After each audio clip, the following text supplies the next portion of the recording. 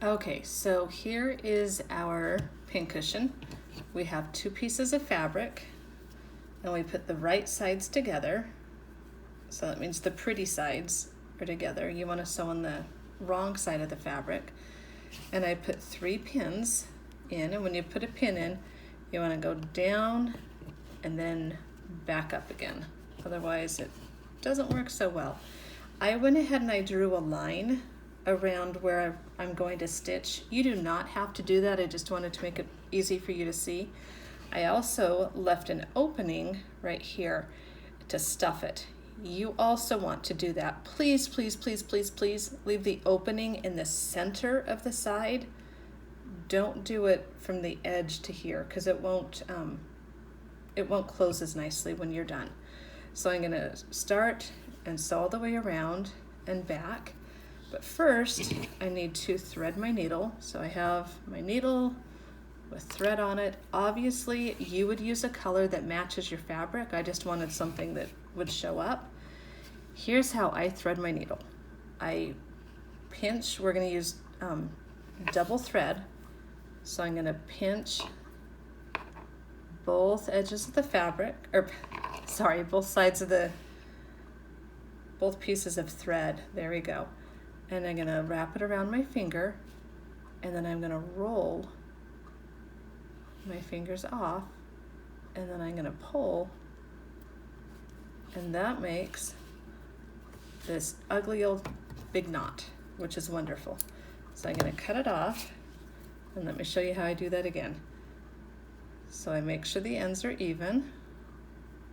There you go. And I wrap it around my finger. So that's what it looks like. Need to get a little less of a tail there. There you go. I wrap it around my finger, and then I roll. And I roll them together, and then I pinch and pull. And that leaves that big old ugly knot. Okay, so to start sewing, I am going to start here, and I'm going to go down and back up. This is called actually, you know what, I'm going to do it on the other side so you can see the stitches better. I'm going to go down and up, down and up. This is called a running stitch, and you want your stitches to be really quite small. In fact, mine are probably a little bigger than they should be. And I'm going to go down and up, and then I'm going to pull.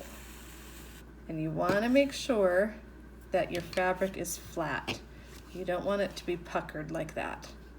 You want it to be flat. And then I'm going to do another stitch there to get just a little closer to the corner.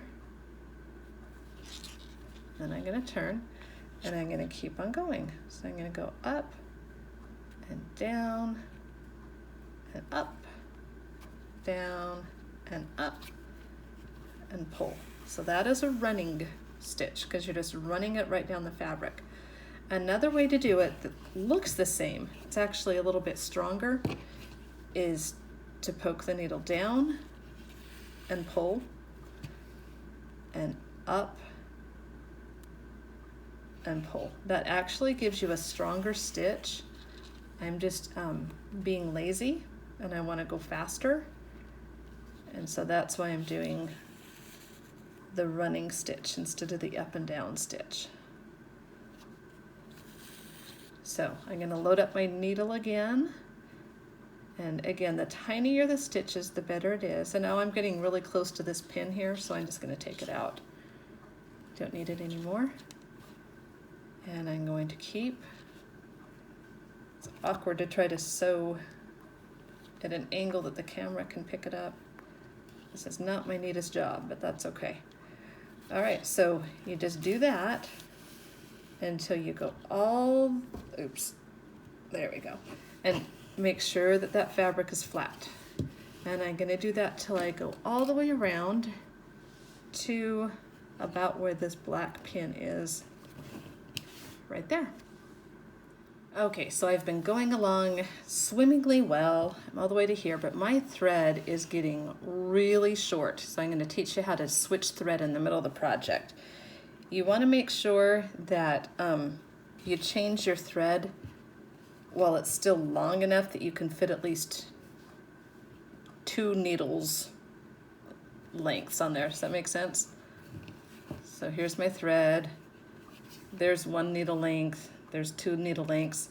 If you do it when it gets really down low like this, it's just pretty much impossible to switch and you end up with a big headache. So stitching along and I say, oh my, I need to switch my thread. So all you do is you're just going to take a bitty little stitch like that.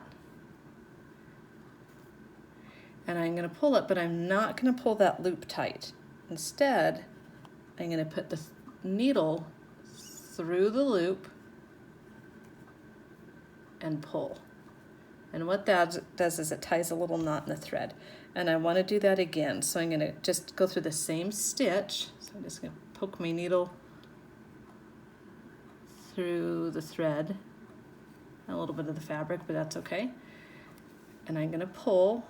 This is why you want to make sure that you don't wait till it's too short, because you need enough to have a loop and for your needle to go through it.